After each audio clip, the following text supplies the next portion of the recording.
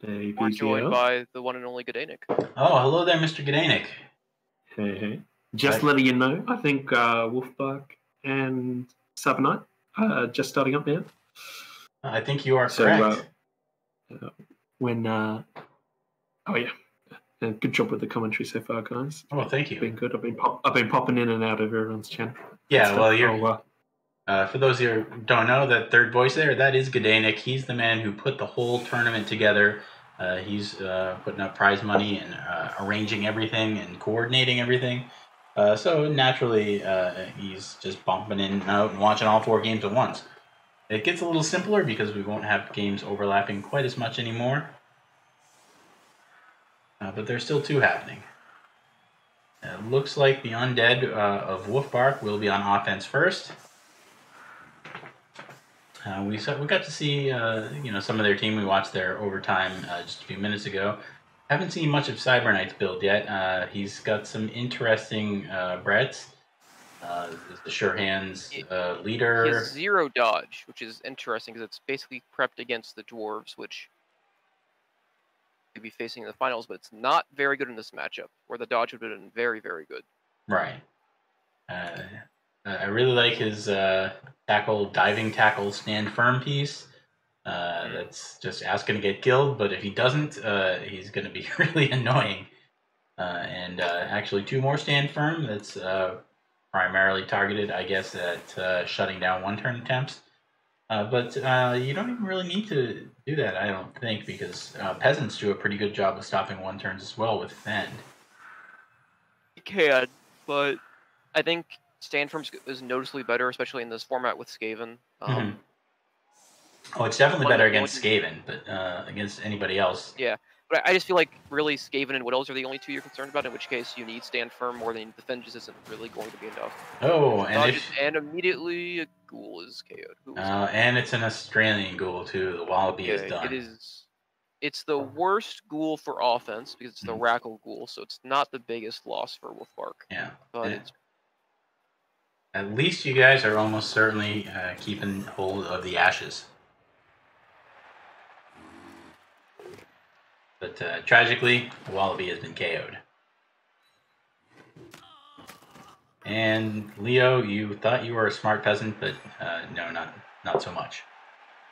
Everything's relative. Ah, Fend! It's stopping Palm. Look at it. Hey, it helps. Look at it go. Right? You'd been palmed. The Brets do a 14-player build. You can get away with that with linemen are only 40k. You can stack a whole bunch of them. And the same thing is true with undead. They've got a 14-player bench. Well, a 14-player team. They had 14 on their bench. That'd be a little unfair. We're choosing not to blitz. Here's what this looks like. Unless he's gonna bring a ghoul up for an assist. This looks like he's not going to blitz this turn. Well, he knocked everybody important down, and you hate to blitz one of these stand firm guys.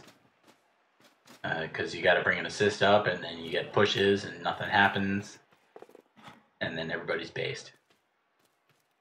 Let's recover the ball though, so it's fine. Yeah, I mean, a lot of coaches think you didn't blitz. That's like a cardinal sin, but it's not terrible in this situation. You do lose a slight chance of injuring a guy, but really the only thing you'd be blitzing for is attrition, and then early attrition would be nice. It's unlikely to have an effect, really. Yeah, and really the peasant attrition on the block didn't matter at all. It's not really. It's a player remove, but peasants don't win games, and he's got so many spares that it's not really going to impact the second half. Right. Now, if you could blitz somebody who didn't have stand firm, then I'd be a little more inclined to use a ghoul as an assist. A mummy blitz might have been good here, if anything, because you can pretty easily get 2 dice on that guy in the middle. Yeah, you can just stampede through it, but he used them to block on the line, which is not so bad either. No, he got 3 dice, and on the first block he went skull pow. So that 3 dice is pretty good sometimes. Yeah, it's if you can do it, you should, and if you can't do it, you need to do better.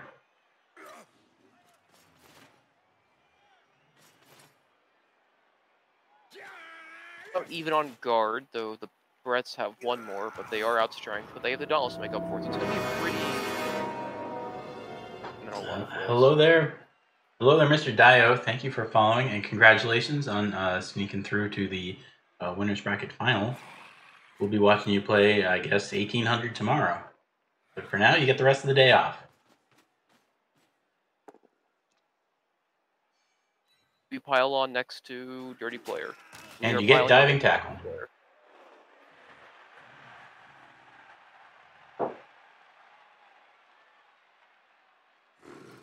Okay, so we're not. So he chooses not to pile next to Dirty Player. Just going to bring a guard mummy up to threaten him.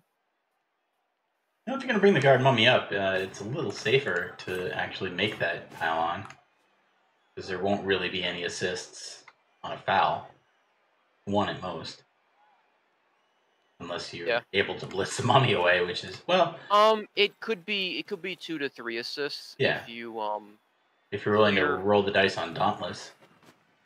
If you're the zombie off below him and you don't break armor, then the blocker can stand up and you can get 2 to 3 assists on the foul at that point. And you're fearless enough to base the mummy. Yeah. So this would move to armor value 6 with 30 player, which I think is value considering how important that Palmer is going to be for both Cyberknight's players if they can.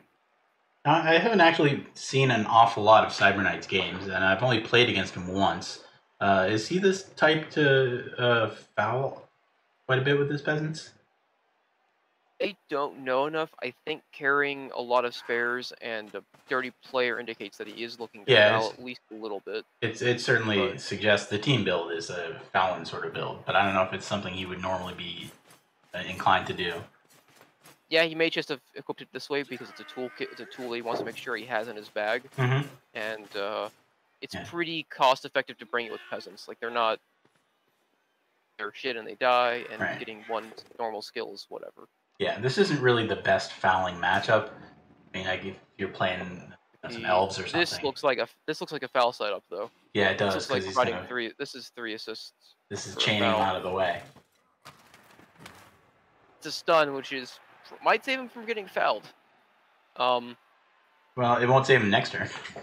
No. Well, it gives Woofbark time to get some players up there to smack, and also since this peasant's on the mummy. Yeah, you may want to dodge the peasant out, and when he falls down, you can stand up and foul the next turn.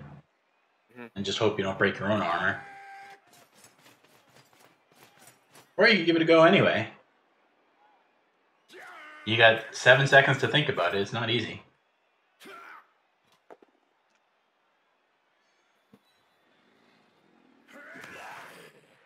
For those free up the zombie, which is fine, I think.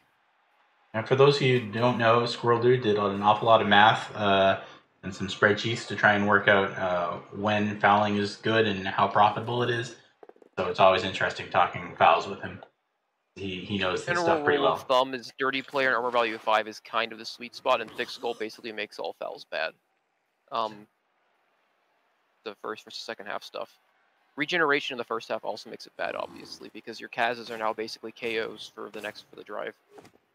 Yeah, and that's one thing against not just the whites, but most of the team is that they're all regenerating except for the ghouls. And if you get a foul on a ghoul, then sure, but Woofbark is probably not going to give you an easy foul on a ghoul. I kind of like Woofbark there, just like saying, no, I'm not just gonna hit the mummy, hit the peasant with the mummy. I'm going to blitz him with the mummy, just to make sure you don't have dirty player for your foul next turn. Just gonna try and knock him over. So that frees things up for him a little bit. It's one less thing to worry about. Walker on the mummy. He doesn't really have a lot of room to maneuver here.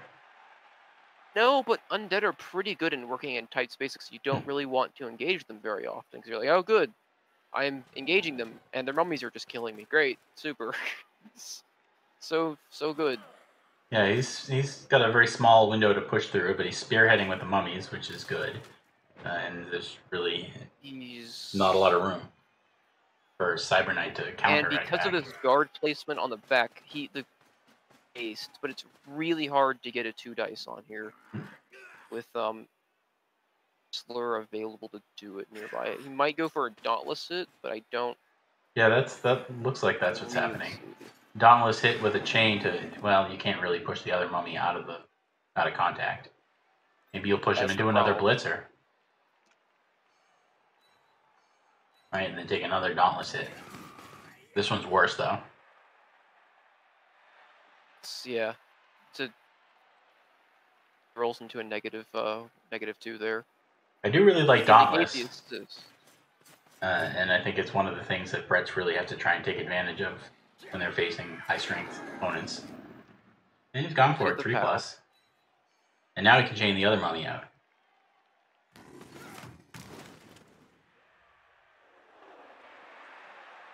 Oh, coincidentally, it's kind of freed up the left side a little bit. Yeah, Yeah, a little. he needed to move that blocker down to kind of prevent. Okay, so now here the comes the foul. Doesn't have the dirty player to do it, but he's got another peasant. That also means moving the left side cutoff player. Yeah. So you may have to move this other blitzer, the diving tackle one, back to the left, and that's what's happening. He's got a pretty strong wall here. Undead not making a lot of progress. Pretty good. They've got a lot of block. They've got a lot of wrestle. They've got a lot of guard. They're pretty good at forming a wall. Mummies are good at forcing their way through, but the team as a whole isn't very good at aren't very good at dancing around it. 'Cause zombies just don't win games that way. Right, you don't have a lot of speed. Undead don't have a lot of speed for like 6 turns, but when they need it, the ghouls give them a lot of speed for the turns that matter. So you can make breakaways. You can make breakaways with a full cage as opposed to like dwarves are like, haha, I have movement 6 on 2 players. Great. I can make a breakaway, but you'll still 2-dice me. Yeah. Actually form a full cage if they need to. With some 3+ dodges with rerolls usually. He's really getting into the thick of it, which isn't really what you want, but they've gone and done it. Usually want mummies kind of on the edges, engaged, but not tied up. They're not, yeah, but they are on the thick of like best players, and it looks like they are on. Yeah. They're not on much dauntless. He's moved the ball carrier all the way to the right, which is really the only thing he had. So Woofbark is really getting squeezed to the side here now. He may take a couple of dauntless hits if he gets everybody knocked over and out. That's going to be sad, but if things go poorly for Cyberknight with the dice, this could be great for the undead. Yeah, it's always the case. Undead, if they get into a fight, they're tankiest, but they are so killy even at this team value that if they get a couple removals, it can just completely turn for them, especially once their fouling pieces come onto the field. Maybe he'll push this white back to this square, and then try and chain again to try and push more people back out of contact and just reestablish his wall. I don't think he has a 2-dice on that white from anywhere, actually. Maybe the peasant does on a blitz? I think the peasant's the one that has a 2-dice on that guard white. Here. 1 or 2 guard on every player. Dauntless fails, it's not a problem, rolls the POW. Now he has 2-dice on that white, so he's going to be able to knock down this whole line. Hopefully, hit the ghoul as well, I believe. Yeah, and getting your mummies knocked down is really upsetting because they can't do anything from the ground. And it looks like a dirty player foul onto the white killer as well. Yeah, he'll be happy to take another one of those. You can just go with 4 or 5 foul.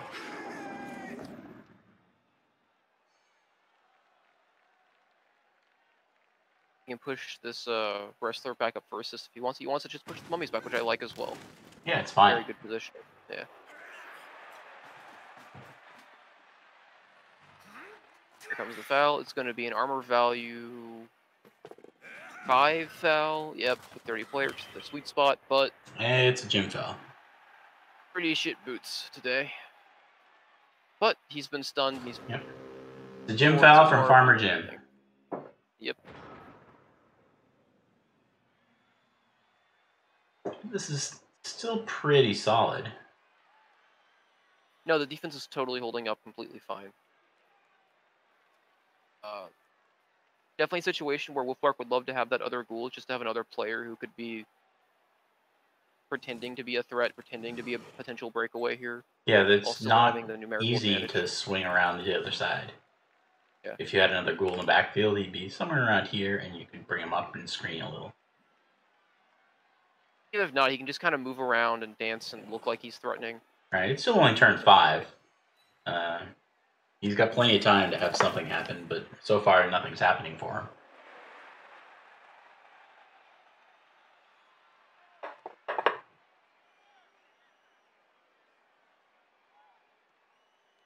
Things are happening for Alabama. They're up 28-0. Has gotten pretty good pals. Both sides have been, compared to the previous game of Terrific and Crucifer. Yeah, they're knocking players over. Blockheads have been pretty good here. Nobody's really getting a lot from it, but they are knocking people over.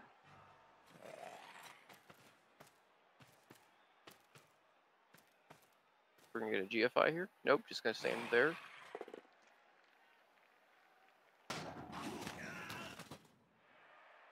One dice this blitzer, or do we just hang out? Just hang out.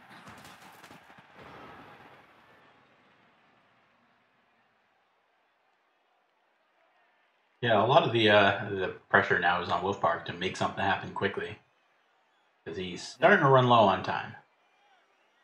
He hasn't enough people free, including a couple of zombies. He could try and swing around a little, at least get back into the center. Do you think both of these teams are a little bit better on defense than they are on offense, and especially when the undead don't get casualties, which they would expect to, or at least maybe like one more KO at this point. And honestly, the Birds probably expected like one more removal. Yeah, well, the Brets are excellent on defense if they don't lose players. They've got a lot of speed. They're basically the pure average speed team, with 7 being their max, but having a lot of 6s and a couple 7s. Yeah, that's basically Dark Elves. A lot of 6s and a couple of 7s. Just don't have the agility to really take quite the same leverage of it, so they need to have more of a full roster than Dark Elves do. Right, but they've got better skills to start with.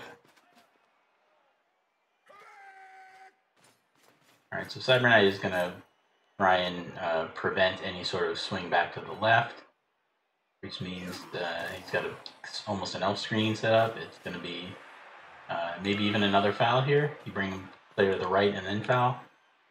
No, just leave him there. That's fine too. This will be Woofbark's. A really good position here. They're really denying these mummies being able to advance forward with blocks, which is great. Woofbark hasn't really been able to use his killer the entire half either. He's been fouled a couple of times and stunned. This is his first chance even to stand up, which he may not do because he's just so surrounded. Wrestle's going to do a thing. Though Wrestle is kind of isn't really ideal there. Well, it leaves the mummy doing nothing for the rest of the half. And the blocker is just going to stand up and be fine. But, I mean, you didn't really have a choice. Tight enough that it's cleared space now for Woofbark to kind of get back to the center is the problem. Yeah, it looks like he's going to try and swing through because there's really nothing else. He's got the movement too. He's got all the ghouls and the block ghoul can get up and screen. This ghoul can go 1, 2, 3, 4, 6, 7 up here somewhere, and then you can hide the ball. Maybe in the square. Obviously, POW is ideal. Well, that's a pretty good example of why Wrestle and Stand Firm aren't synergetic, because ultimately he did lose the tackle zones because of it, and those tackle zones were pretty important compared to how Block would have kept those tackle zones open, would have really prevented the swing to the center the way it... Well, yeah, I mean, Wrestle and guard and Stand Firm is just what you're stuck with brets. Mm-hmm. There's the break. 3 seconds. Got to move your guys. Got to get the white and the ghoul out to where they're helping. That's not really helping. Probably going to do some GFIs around to get... I think he just stopped right there. Because this part of the screen here with Bandicoot the zombie is He's based. He can get knocked over, and there's a path right through to hit the ball. I guess you hit it, and then you get some POWs. Right, it's not ideal. I mean, you'd like to hit it with the guy you can't hit with, the one tackle player. He's got a MBT. He's an MBT guy, right? He's got an MBT guy who can, if you roll POWs. The issue is I don't know how he gets the. I guess if you roll Yeah, this is the player. The leader needs to roll a POW. The peasant comes through to provide the assist. MBT gets 2 dice with tackle. Good enough for an assist, but you can't reroll that at this point. This blocker would have to come around to cancel these guys too, and that's a GFI. No, if he gets the if he had gotten a POW here with this blitzer, the peasant just has to go through the bottom and he can hit it up with the blitzer with MBT. He didn't need to. Well, there's this zombie in the way, so you can't assist. Oh yeah, you're right. Yeah. It's just enough. All right, and this guard is in a nice spot too, so you can't really hit from this square. The guard have infiltrated then maybe? Well, I guess you're just going to have to settle for 1 die. And it is tackle against a blodger. And tackle does a thing. Yeah.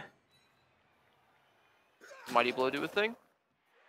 No, Mighty Blow doesn't, which is kind of a big deal. Would you have followed that? Yeah, probably. I probably would have followed, just to keep all the ghouls extra marked. Actually, I take that. You know, having an unmarked player facing the ball is pretty nice. But you never know where the tackle... if the ball scatters to the left, he can go and recover. I think the only reason he's not going for recovery now is because the ball's in a tackle zone. If the ball isn't in a tackle zone, I think he's able to go and pick it up. And in this case, if he had followed, it would have scattered. It's nice when you've got guys with catch around the ball.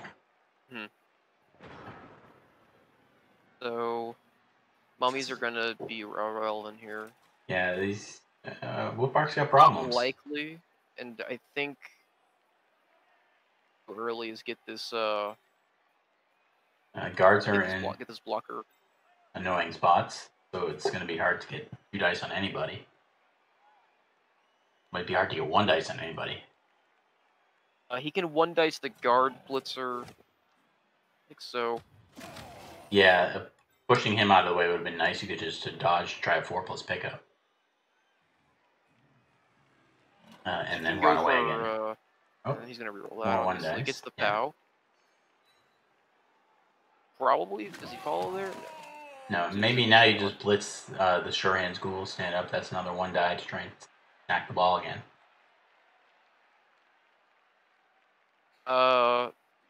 Probably should be activating this. He should be moving some guys now, I think. Yeah. This white is not helping anything over there. The mummies are both really out of it. Yeah. That's an example of coaches, as you do 1 minute turns, they'll just kind of forget to do safe stuff because you make sure you do the critical stuff that's part of the plan, so you have to have that happen. It probably could have happened before. I don't think they were really going to be relevant being safe or anything. No. Hell, I do that with 3 minute turns. Yeah. Knockdown's pretty good there to keep him from being an immediate scoring range. He's going to try and clear himself, and he does. Gets him onto the zombie, nicely done. Alright, so you pick the ball up and run away a little bit again and hope for the best. Where do you go? With 3 seconds to decide, you just run forward, no panic. That's probably all I would have done. 1, 3, 5, 7. He's 1 GFI away from scoring. Could have chosen to do a dodge and save the GFI for next turn, but with him being the only reasonable scoring card, I think that's risk the ball being on the ground. Maybe not. That's the guy you want picking it up. You do have all 3 ghouls technically can reach the end zone in case of emergency. And he's given himself a chance here, Woofbark. Cyber's played a really good defense so far. Yeah, he has. But it's just kind of one of those things where you see limitations of Bert's, because if this was, say, Dark Elves, this would be a very, very easy... It would just be a couple of 1 in 36s. They'd have 2 dice on the ball. They'd probably be... At this point already. It's just kind of the difference between the 2 teams. Yeah, well, now you got to hope for a 1 in 9. Undead wouldn't have this much guard, which is really caused, or the Sandform, which has actually been really problematic for Woofbark. So, give and take. Soul here is kind of nothing. Surprised he's making that block. I might have dodged that player out to be the assist on the ball. I don't think a POW does anything there. I don't think a push does anything there. Yeah, I'm not really sure that block was really meaningful. Doesn't have the dodge skill. Kind of wishes he did. Sandform on the ball. Yeah, okay. Diving tackle Sandform, which is pretty useful.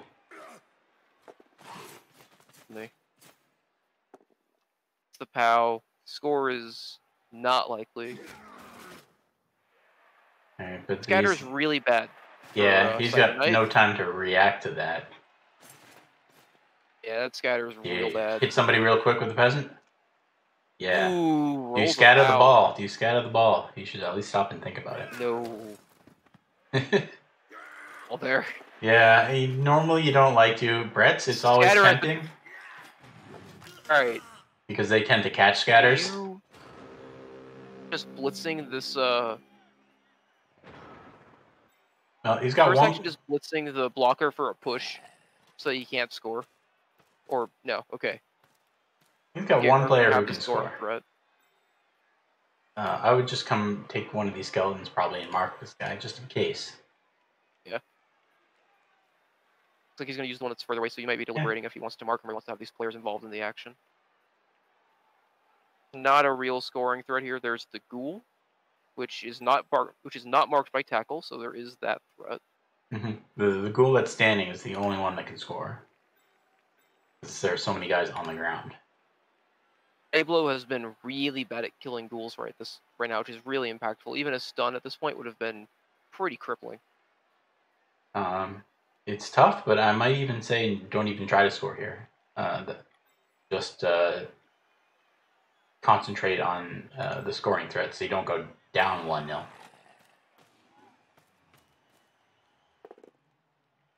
get the POW on MBT.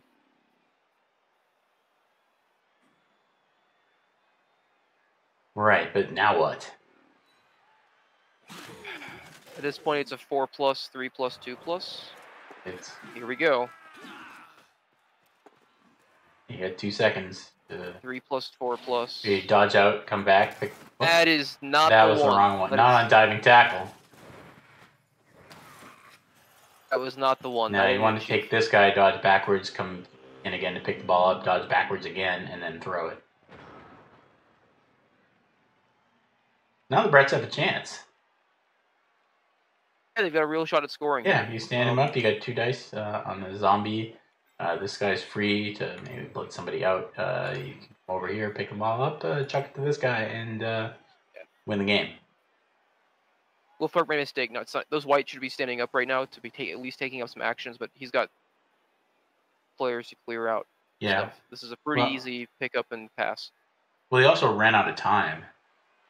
So, you know, that's 1 minute turn putting pressure on people. Not always easy to see the right thing to do. Instant 1 in 36. Yeah, that doesn't help you? That's pretty bad for this, but he has a sure hands blitz. Yeah, you'll still stand this guy up. You might still block the zombie. Because you can get 2 dice. That follow was I think that follow was a mistake. Well, I don't know. It clears a square that you need. Blitz, though. He had movement left because he should have filled in the square under that Oh, zombie. yeah, he could have come here, right. Then you could have chained the zombie away from the ball. But it's worked, and all he needs to do is make some GFIs, and then Woofbark's really sad. And he does it.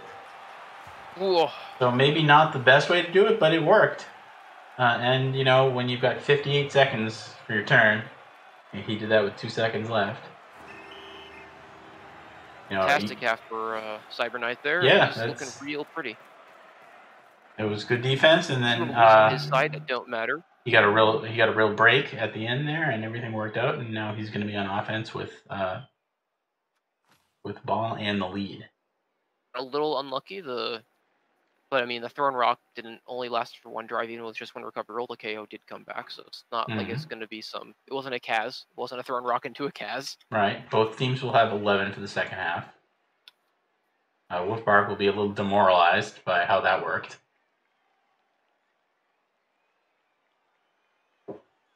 Speaking of demoralized, if you're New Mexico State, you're now losing 35-0 in the first half. At least the second quarter now. Yeah. For them, they're improving. Right. Woofbark, are we allowed to concede? Breaking news, the Patriots have signed wide receiver Antonio Brown. That's interesting.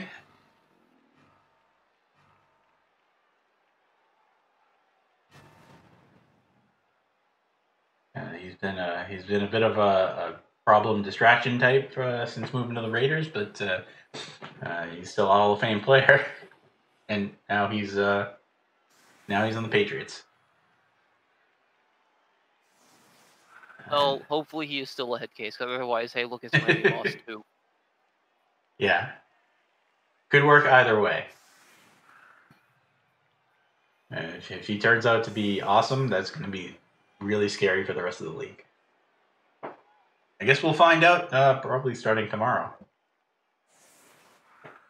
Oh, well, maybe we won't, because we'll be watching Blood Bowl instead. Well, actually, no, that's the 8 o'clock game. Aren't the Patriots playing the Steelers at 8 o'clock tomorrow night? That's gonna be that's gonna be funny. So They only Cyberknight signed him to tell him about They only signed him to tell them about their strategies. Oh no, he hasn't been on the team for a year. And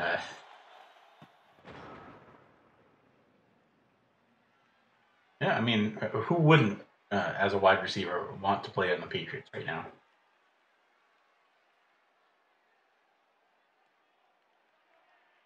Anyway, back to this game. Cyberknight is in a commanding position with a full team against the undead. Scored on his defensive drive and is now looking possibly to set up a second score quickly to ice things. The kick is a little inconvenient for him because he's set up to push on the left side, and the kick is way off on the right. So if his plan was to try and score quickly, if it were me, I would then just completely change plans and try and secure the ball first of all. I'm not sure I like stacking sides in general, but it's going to probably be okay here. Woofbark did a full man's LOS, I guess, to deny blocks as best as he could. And it's more or less worked out for him. But hit on the Palmer, but the Palmer, MB didn't do anything again, so... Yeah, maybe the Palmer should be a little more well-protected than he was, but... yeah, maybe he should trade places with the zombie in the center. Yeah, do you really need that dirty player? Yes, you want the movement on the outside. It's tricky. It's tricky. Yeah. And you only got a minute to think about it. Also, don't like not having the wrestle ghoul on the field. That must be a mistake by Woofbark. Yeah, it's possible. He's a critical defensive piece. That's the guy who was KO'd in the first half, so probably what happened is Cyanide just put him on the bench there, and Woofbark didn't notice because he only has a minute. So that's how things go. Hell, I played a game recently where I had 3 minutes to set up and discovered my offense after a turn. I was like, I'll just pick the ball up with my sure hands guy. Why is he on the bench?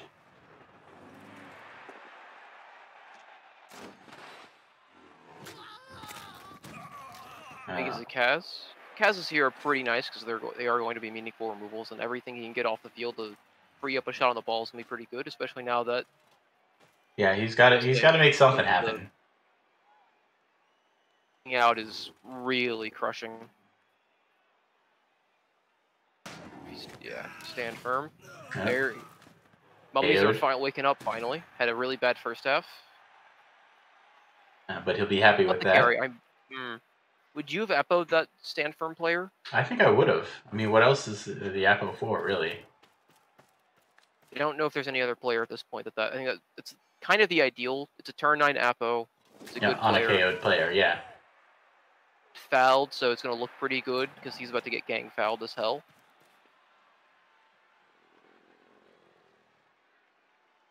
But yeah, if he gets KO'd, I think the Yappo has to come out for him. But eesh.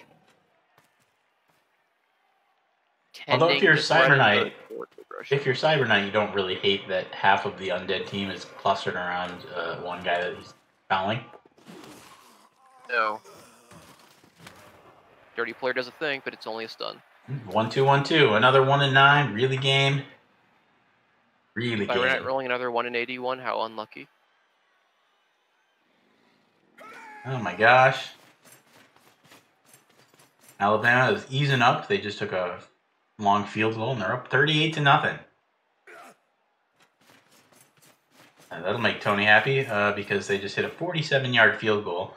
And field goal kicking is kind of their one weakness. So now they don't have any weakness. Cyberknight can pretty effectively form a screen in front of his player here and kind of just march his way up. Yeah. On this white. You want to knock the white bring over. A peasant up to form the side. He can kind of cut off the middle. Right. This is the drawback to dedicating 5 or 6 players to this foul, is that they're all really out of position. And sure, a couple of them can recover. You've got a ghoul who can move over, but... example there of how apothecaries, although worse on the whole than a regen, can be really a lot better. You just can't... Not being able to regen KOs, or not being able to apothecary KOs as undead can be extremely annoying in cases like that. Not for the cast, but just being able to just say, no, I need that guy. You just can't do it. Alright. We're now hearing reports that Woofbark is so demoralized by the way the game has gone that he is considering a concession. Which is... I can imagine that as soon as he noticed that the ghoul was coming out, that was probably it. That must have been a huge mistake. I can't imagine he wanted that in any way. Well, no. It's crippling. And everything's working for Cyberknight right now. Dodges have been fantastic. His dodges yeah. It's going to be almost impossible to stop him from scoring whenever he wants right now. So this may be the end of our day. Which are nothing. Considering a reroll here for a POW just to try and get something here, I don't think a POW does anything though. And what have you got left? Dodge through diving tackle to red dice the ball? I mean, that's kind of what we're at right now. It's, you break the front of the top of the screen, or you form a screen in front of it with some GFIs here, maybe. Mummy is not going where I think he should, but you can't let him get. You can't let him go and cut back around, so it's not so bad. Yeah, the mummies are at least cutting off a change of direction. Yeah. But then half your team is cutting off a change back to the middle, so not such a big deal.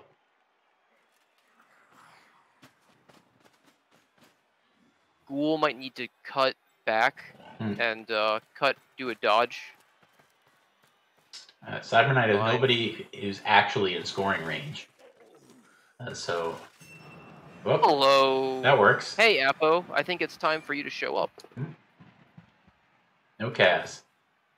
I kind of think the KO'd Apo is actually better because there's a good chance that guy doesn't come back and he doesn't matter. I'd have let that go, I think. Unless the offense goes you do it because... You expect to go to overtime. Yeah. Do you really expect to go to overtime here? Unlikely. I think at this point now, with those removals, you're a bit worried that the undead Mighty Blow is starting to pick up because you can't countercast them so reliably now. Looking to score 2-0, so I don't know. It's... Well, there you go. You can just... Countercast. There you Countercast. M&G ghouls are shit and die. Yeah. And Woofbark, I think that's going to lock up anyway. the score. He can't... Yeah, that's going to be really hard to do anything about the score at this point. Yeah, he's even got tackle on the ghoul who's left. And he's got DT, stand firm tackle. That thing's not going anywhere. Right, and the ghoul middle is not doing much either. 1, 2, 3, 4, 5, 6. I mean, he can kind of get to where the ball is if he can dodge away from tackle. Can the white get to the ball? Maybe. 1, 2, 3, 4, 5, 6. 2 GFIs to base it. Or one with a dodge. It's a pretty bad wrestle, actually. That wrestle is not so good, but he's just going to make a dodge to... Alright, this cuts off the side a little better now. Which is really big. It kind of cuts off all of it. And then just another casual dodge. Yeah, it's been tough for Woofbark. Everything is working for Cyberknight.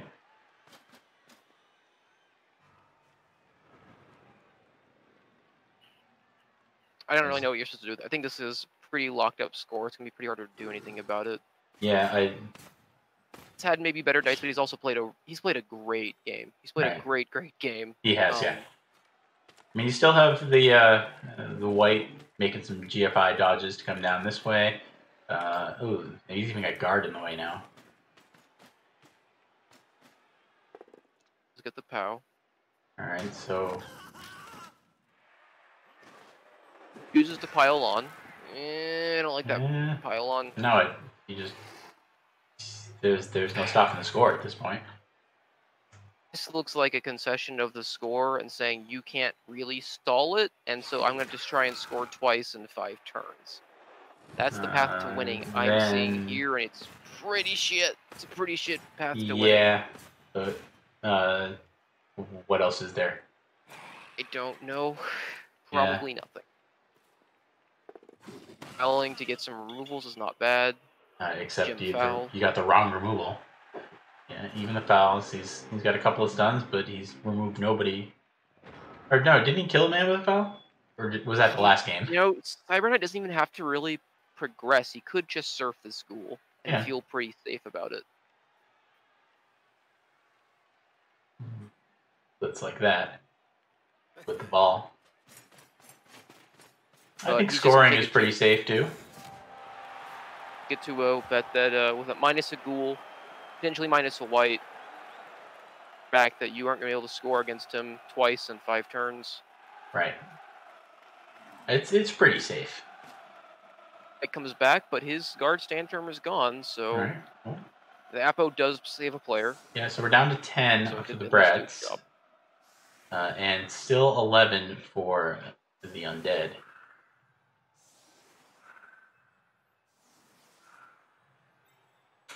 One important ghoul is out, but his wrestle tackle one is back.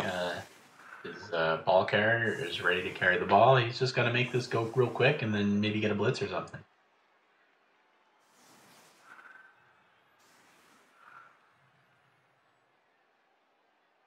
That's why it's interesting. Maybe you don't score there. I know it really seems counterproductive. But yeah, you could have swung around, blitzed that ghoul with the ball carrier, and pushed him into a surf, and then just kind of hung out for another turn or two. And then, you know, to tie it, Woofbark's got to blitz his way through everything. Oh, never mind, he just lost another turn. But, you know, to get through that, Woofbark's got to knock all your guys out of the way, take the ball away from you, and then still have time to run all the way down the field and score.